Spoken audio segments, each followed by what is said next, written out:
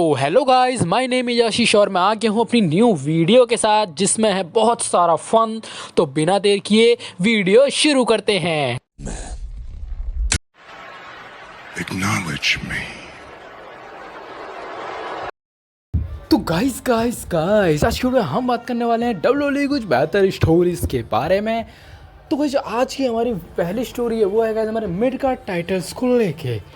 भाई mid card titles पे अभी के टाइम पे डब्ल्यू ज़्यादा ध्यान नहीं दे रहा है, वो यूएस टाइटल हो या फिर इंटरकॉन्टिनेंटल चैंपियनशिप हो। लेकिन मैं कहूँ तो इंटरकॉन्टिनेंटल चैंपियनशिप है फिर भी डब्ल्यू थोड़ा बहुत ध्यान दे रही है, जो चैंपियन है बहुत बेटर है। लेकिन जो यूएस टाइटल में अभी शिंसुके नाकामोरा को चैंपियन बना के रखा हुआ है वो वाइब आ ही नहीं रही कि भाई ये बंदा चैंपियन है। और यूएस चैंपियनशिप कहते हैं डब्ल्यू में डिजर्व भी मतलब है भी, मतलब ऐसा फील भी आ ही रही है।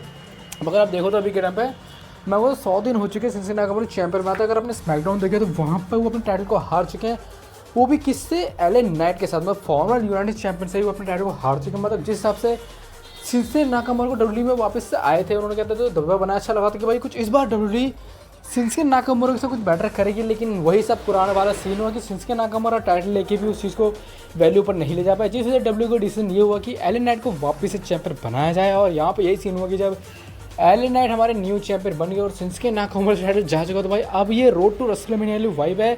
अब यहाँ फील भी नहीं आ रही क्या होने वाला है। और हम बात करें अगर इंटरकॉन्टिनेंटल चैंपियनशिप की, तो भाई इंटरकॉन्टिनेंटल चैंपियनशिप के लिए Bron Breakker as a great champion, मैं कह सकता हूँ कि बहुत ही बढ़िया चैंपियन। लेकिन जो उनके सामने भी फाइट्स हो रही है वो थोड़ी बढ़िया नहीं हो रही। जैसे आप देखो तो अभी जैसे रेसलमेनिया वाली वाइब आनी है, तो रेसलमेनिया वाइब के लिए इंटरकॉन्टिनेंटल चैंपियनशिप मतलब बहुत सारे फेस ही उनके सामने दिखा दिए। एक तो फिन बैलर दिखा दिया सामने से, एजे स्टाइल्स सामने से दिखा दिया, मतलब काफ़ी सारे ऐसे नाम दिखा दिए। पेंटा हो गए, लुडविक ऐसा, ये भी बाद में स्टोरी में जुड़ जाएंगे। और मतलब काफ़ी मतलब मज़ेदार वाली कहानी चल रही है। तो यहाँ पे इंटरकॉन्टिनेंटल ये कहूँ कि शेमस भी आ सकते हैं, पॉसिबिलिटी कि शेमस का भी अलग वैल्यू जा रही है। तो मैं कहूँ तो इस बार जो इंटरकॉन्टिनेंटल चैंपियनशिप रेसलमेनिया का मैच डब्ल्यू ने बनाना है, तो भाई यहाँ पे 7 वे लैडर्स मैच बनाया जाए तो बहुत ज़्यादा ग्रेट रहेगा। क्योंकि एक टाइम था जब डब्ल्यूडब्ल्यूई इंटरकॉन्टिनेंटल चैंपियनशिप को लैडर्स मैच में रेसलमेनिया में करवाती थी और उसे देखने में बहुत ज़्यादा मज़ा आता था। और मैं कहूँ तो लास्ट जो इंटरकॉन्टिनेंटल चैंपियनशिप को मैं लैडर मैच की बात कहूँ तो जो मैंने रेसलमेनिया में देखा होगा 7 वे, तो वो था 2015 आई थिंक 2016 का आई थिंक मैच था, क्योंकि रेसलमेनिया 32 का था जिसको जैक राइडर ने जीता था। उसके बाद अगले दिन वो अलग बात है कि मिस ने टाइटल ले लिया था। तो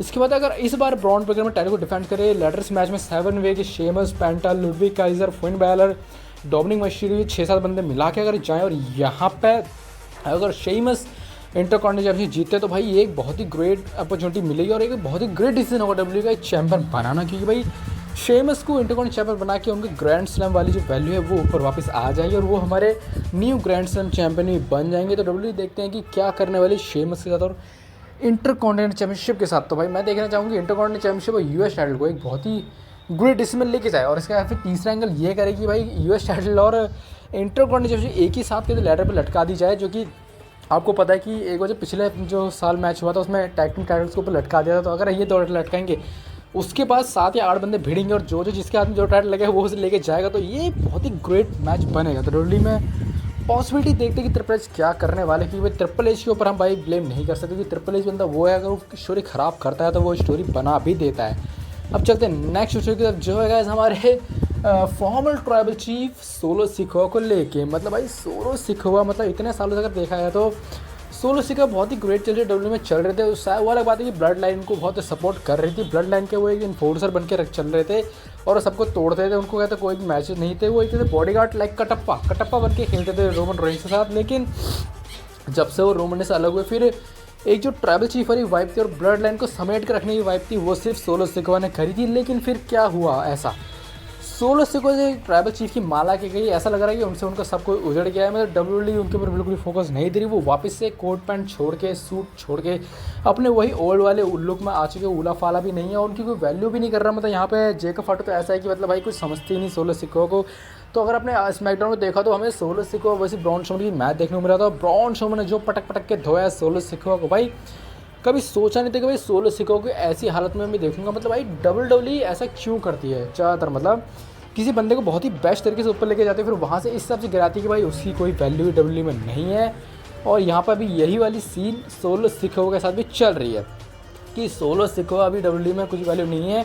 और जो ज़्यादा फोकस अभी डब्ल्यूडब्ल्यूई का चल रहा है ब्लड लाइन के मेंबर्स में, मतलब वो ज़्यादा चल रहा है अभी जेकब फाटो के ऊपर। मतलब मैं कहूँ तो ब्लड लाइन अब है ही नहीं, मतलब ब्लड लाइन के सब मुद्दे अलग अलग चल रहे हैं। जेक फाटो अपना अलग चल रहे हैं, जो सोलो सिकोआ अलग चल रहे हैं और सैमी ज़ेन, जिमी ऊसो, इनका तो ऐसा सीन है कि भाई ये तो अलग अलग ही चल रहे हैं। आपको पता ही है कि जिमी ऊसो के मैच में कोई भी बीच में नहीं आता, जो कि जिमी और ड्रू का मैच भी हुआ था, तो उसके बीच बारे में मैं ज़्यादा बात करने वाला हूँ नहीं। तो ये मोमेंट अलग ही लेवल का चल रहा है। और बात कही जाए तो सोलो सिखवा के लिए, मैं सोलो सिखवा अभी के टाइम पे ऑस्टिन थ्योरी वाली मुझे फील आ रही है, क्योंकि एक टाइम पे ऑस्टिन थ्योरी डब्ल्यू में बहुत ही ग्रेट चल रहे थे। जब वो यूएस टाइटल को लेके जॉन सीना से रेसलमेनिया में लड़ा, उन्होंने एलिमिनेशन चैम्बर मैच जीता, सेथ रॉलिंस फेस किया, बॉबी लैशली से फेसिंग की, ब्रॉक लेसनर का F5 का, इतनी बड़ी बड़ी ग्रेटेस्ट चीज़ें ऑस्टिन थ्योरी ने करी थी। फिर बाद में डब्ल्यू ने उनको ठेंगा दिखा दे, तो ऐसा ही मुझे फील हो रहा है कि सोलो सिखवा के साथ भी कुछ ऐसा ही होने वाला है। लेकिन भाई सोलो सिखवा और ऑस्टिन थ्योरी में ज़मीन आसमान का फ़र्क है, क्योंकि जो सोलो सिखवा भी आपको पता है कि ब्लड लाइन की YBW में चल रही है, तो ब्लड लाइन के मेंबर्स ही डब्ल्यू में करामात कर रहे हैं।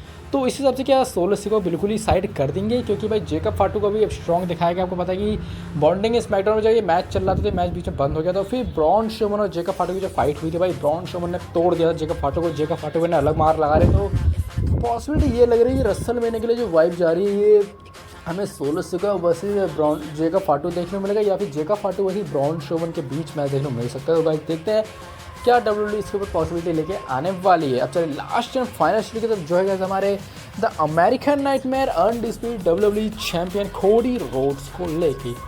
भाई तुम लोगों ने कोडी रोड्स को एक पप्पू चैंपियन बना के रखा है डब्ल्यूडब्ल्यूई में, रियलिटी ही ये बात कहूँगा, क्योंकि भाई एलिमिनेशन चैम्बर एक हफ्ते पहले था, वहाँ पे उनको इतना बुरा मारा गया था। मतलब भाई कम से कम तुम 2 हफ्ते तो कोडी रोड्स को दूर रख सकते थे, लेकिन उन्होंने डायरेक्टली आप लोग स्मैकडाउन पे लेके आ गए, या तो फिर उनको सिर्फ एक वन शॉट वीडियो बना देते, डाल देते स्मैकडाउन में, तो बहुत अच्छा रहता।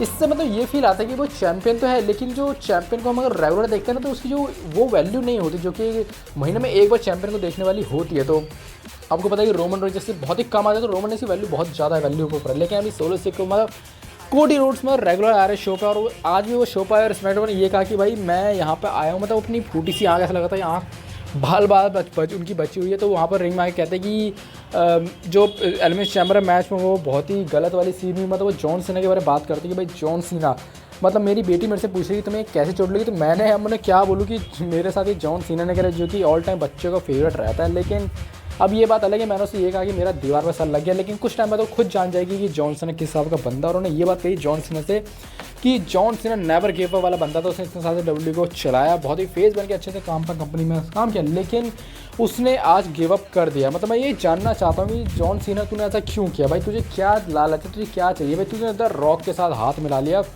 तूने बहुत बड़ी गलती वाली कर दी, और मैं तुझे मतलब बिल्कुल भी नहीं छोड़ने वाला। मतलब वो कहते हैं कि भाई मैं सबको प्रूव कर दूंगा कि तू कितना बड़ा गलत आदमी है। और जो अब लग रहा है कि रेसलमेनिया की वाइफ की यहाँ से स्टोरी स्टार्ट हो चुकी है कोडी रोड्स और कहते हैं जॉन सीना की, और कोडी रोड्स का ऐसा सीन है कि भाई वो जॉन सीना को बिल्कुल नहीं छोड़ने वाले। और अब वो जीजा जॉन सीना का आंसर मांग रहे भाई जॉन सीना तूने ऐसा क्यों किया, मुझे इसका आंसर चाहिए। तो भाई अब जॉन सीना किस शो पे आके आंसर देने वाले हैं ये जो कोडी रोड्स का, क्योंकि भाई अभी जहाँ पे कोडी रोड्स अलग ही वैल्यू में जा रहे हो। कोडी रोड्स का आप देखते हैं भाई कि 3-4 हफ्तों में क्या स्टोरी दिखाएंगे, क्या हमें वापस से कोडी रोड्स और जॉन सीना का फेस टू फेस देखने को मिलेगा, क्योंकि भाई फाइनल बॉस जैसा भी चल रहे हैं। तो भाई देखते हैं डब्ल्यूडब्ल्यूई क्या करने वाली है। और अभी अलग ही स्टोरी में इसकी बात करूँ तो यहाँ पे इन सब की भाषण में एक चीज़ और मिस हो रही है, जो है गाइस CM पंक का रिकॉर्ड। अभी आपको पता हो CM पंक का रिकॉर्ड 424 दिन का ऐसी आई थिंक रहा है, और भाई 365 दिन रेसलमेनिया में कोडी रोड्स के हो जाएंगे। और अगर इस रेसलमेनिया में कोडी रोड्स में टाइटल नहीं हारते तो वो शायद से मुझे लगता है कि समरस्लैम तक नहीं आ रही, अगर तो समरस्लैम ले आते हैं तो लगता है कि भाई CM पंक का जो डब्ल्यूडब्ल्यूई चैंपियनशिप का रिकॉर्ड था वो टूट जाएगा, क्योंकि भाई अगर आप देखो तो तीनों का अलग अलग रिकॉर्ड है भाई। ब्रॉक लेसनर का है यूएस यूनिवर्सल चैंपियनशिप का, लेकिन उनका जो रिकॉर्ड था वो रोमन रेंज से तोड़ा था, लेकिन जो डब्ल्यूडब्ल्यूई चैंपियनशिप का रिकॉर्ड था वो अलग लेवल पे जा रहा था। तो देखते हैं डब्ल्यूडब्ल्यूई क्या पॉसिबिलिटी लेके आने वाली है। और इसमें सेकंड चीज़ ये कि क्या आप लोगों ने इस चीज़ को नोटिस किया कि कोडी रोड्स अपने 4 रेसलमेनिया कंप्लीट करने वाले मेन इवेंट, भाई मतलब रोमन रेंज से खुद 4 रेसलमेनिया मेन इवेंट है। आपको पता है पहला रेसलमेनिया जब रॉयल मुझे, दूसरा रेसलमेनिया 2 हो गए, 3 उस टाइम नाइट 1 नाइट 2 को मिला के 3 हो गए, इस बार चौथा रेसलमेनिया। और अगर गाइस 2 मैच अगर कोडी रोड्स के बनते हैं ना इस बार, तो लगा लो कि 5 रेसलमेनिया कोडी रोड्स बना देंगे, और रोमन रेंज का रिकॉर्ड शायद इस बार टूट जाएगा। मतलब भाई कितना अलग सोचने लगता है भाई, रोमन रेंज ने हमेशा से कहते हैं मेन इवेंट क्या डब्ल्यूडब्ल्यूई को, तो अगर ये पॉसिबिलिटी होने वाली है तो भाई रोमन रेंज को आके ऐसा बचाना पड़ेगा। तो भाई आज की वीडियो में यहीं तक है। आपको वीडियो अच्छी लगी हो चैनल को like comment share most but subscribe करना, क्योंकि आपको एक सब्सक्राइब मेरे बहुत इंपॉर्टेंट है। तो मिलते हैं क्या जल्दी नेक्स्ट वीडियो में। Thanks for watching.